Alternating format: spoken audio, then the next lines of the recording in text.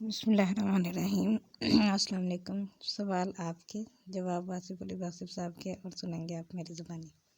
تو آج کا سوال ہے جناب، یہ زندگی کی حقیقت اور کائنات کے راز جو ہے، انہیں راز کیوں رکھا گیا، اور پھر راز صرف چند لوگوں پر ہی کیوں منکشف کیا جاتے ہیں، سب کے لیے ایسا کیوں نہیں ہے؟ جواب، یہ تو بڑی آسان سی بات ہے۔ پہلی بات تو یہ دیکھو کہ جس کیپیسٹی میں آپ سوال کر رہے ہو، وہ کیپیسٹی ایک ماننے والے کی ہے یا ایک غور و فکر کرنے والے کی۔ جو غور و فکر والا ہے لیکن قرآن کو نہیں مانتا، اس کے لیے سوال کا جواب اور ہے، ماننے والے کے لیے اور ہے۔ آپ اپنی کیپیسٹی بتاؤ کہ آپ مسلمان ہونے کی حیثیت سے بات کر رہے ہیں جو کافر ہو کے بات کرے؟ اس کا جواب کلیئر ہے، ماننے والوں کے لیے اس کا جواب اور ہے۔ پہلے کیپیسٹی بنا لو۔ قرآن پاک مسلمانوں کے لیے اللہ کا کلام ہے، اور اللہ جو ہے خالق ہے کائنات کا، اور تضاد کے باوجود اللہ اللہ ہی ہے، خالق ہے، مالک ہے۔ اگر کوئی بات ہمیں سمجھ آتی ہے تب بھی وہ مالک ہے، اور اگر سمجھ نہیں آتی تب بھی وہ مالک ہے۔ آپ نے ابھی اس کے ایک حصے پر غور کیا، کبھی دوسرے حصے پر غور کریں تو معلوم ہوگا کہ پیغمبر ہے، اللہ کے نبی ہیں، قریبی ہیں، اور بڑی تکلیف سے گزر رہے ہیں۔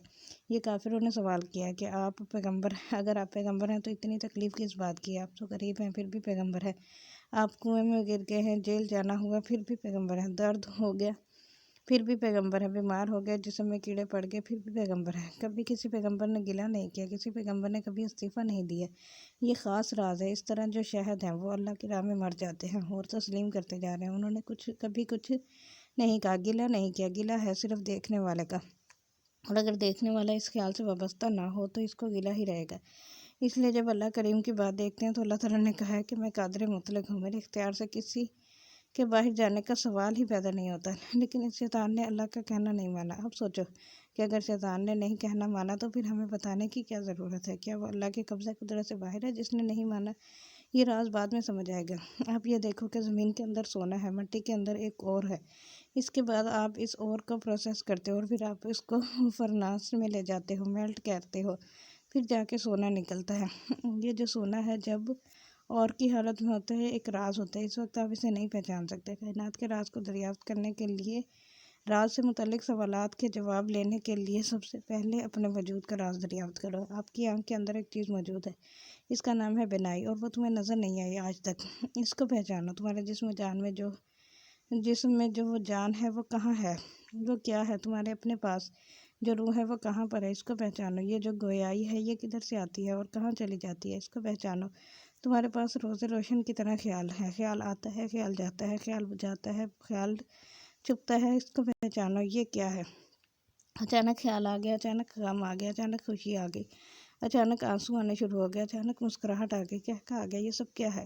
پہلے تم اپنی کائنات کا ذاتی راز دریافت کرو، پھر اس کائنات کے راز دریافت کرنے کا امکان پیدا ہو جائے گا، ورنہ شہید کے بارے میں ہم سوال پوچھیں گے اور اللہ نے پہلے ہی کہہ دیا کہ تمہیں اس کا شعور نہیں ہے۔ اب اللہ مالک ہے، خالق ہے اور بنانے والا ہے، وہ بتا رہا ہے کہ یہ تمہارے بس میں نہیں ہے۔ مخلوق کے پاس خالق کے ادراک کا شعبہ اتنا نہیں ہے جتنا تم چاہتے ہو، کیونکہ ابھی تو تمہارے پاس تمہارا اپنا ادراک نہیں ہے، اور تم اس کے پردہ ہائے راز اور سربستہ راز کائنات دریافت کرنے چلے ہو، اس لیے یہ نہیں ہو سکتا۔ اللہ نے جواب دیا کہ یہ معاشر الجن والانس ان استطعتم ان تنفذوا من اقطار السماوات والارض فانفذوا لا تنفذون الا بسلطان، کہ اے انسانوں اور جنوں کے گروہ، تم نکل کے دکھاؤ آسمانوں اور زمین کی حدوں سے، مگر نہیں نکل سکتے سوائے اس کی طاقت کے، اس لیے اس کی طاقت کے بغیر نہیں نکل سکتے۔ اگر تم نے طاقت لینی ہو تو میری نصیحت ہے کہ کبھی بے باکی سے نہ لینا، کبھی گستاخی سے نہ لینا۔ طاقت ملتی ہے صرف انکساری میں، عاجزی میں اور مہربانی میں، پھر یہ راز دریافت ہو جاتا ہے۔ اس لیے ماننے والوں نے راز دریافت کر لیا، اور اس کا یہ طریقہ بتایا کہ آپ چلتے جاؤ عاجزی کے ساتھ، سجدے کے ساتھ، انکساری کے ساتھ، پھر راز سے پردہ اٹھ جائے گا، ضرور اٹھ جائے گا۔ یہ واقعہ یوں نہیں ہوتا کہ تم پوچھو کہ یہ سب ایسے کیوں رکھا ہوا ہے۔ اللہ تعالیٰ نے فرمایا مجھ سے یہ نہ پوچھنا کہ یہ کیوں ہے، بلکہ یہ یاد رکھنا کہ میں نے تم سے پوچھنا ہے کہ تم نے ایسے زندگی کیوں گزاری۔ بل ہم یسألون، یعنی تم سے پوچھا جائے گا کہ تم نے ایسا کام کیوں کیا۔ مومنوں کے لیے یہ حکم ہے۔ باقی جو شخص ایمان سے باہر ہے، اس کو تو اللہ نے کچھ کہا ہی نہیں ہے یہ کہ یہ راز ہے کہ نہیں، اس سے تو اللہ کی کمیونیکیشن نہیں ہے۔ اب پریشان کون شخص ہے؟ وہ مسلمان پریشان ہے جو باہر والوں کا ذہن رکھتا ہے اور اندر والوں میں رہتا ہے۔ خیال کرو کہیں منافقت نہ پیدا ہو جائے۔ دھیان کرو، یہ منافق کی نشانی ہے، اس مسلمان کے لیے خطرہ ہے جس کا ذہن باہر والا ہے اور رہائش اندر ہے۔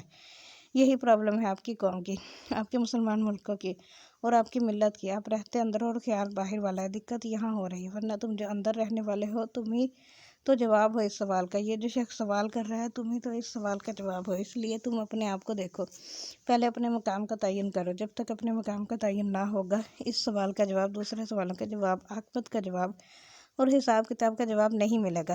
اس لیے آپ لوگوں کو نصیحت یہی ہے کہ جب آپ اندر بیٹھے ہو تو آپ اندر ہی رہو، باہر ہو تو باہر ہی رہو، درمیان کی لائن پر رہنا منافقت ہے۔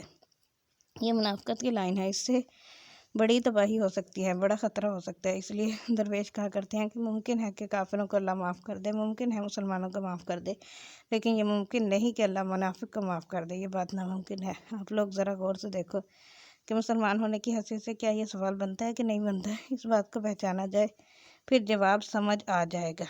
اگلا سوال اگلے لیکچر میں پھر ملتے ہیں انشاءاللہ کسی اور سوال کے ساتھ۔ Thank you so much for listening. اللہ حافظ۔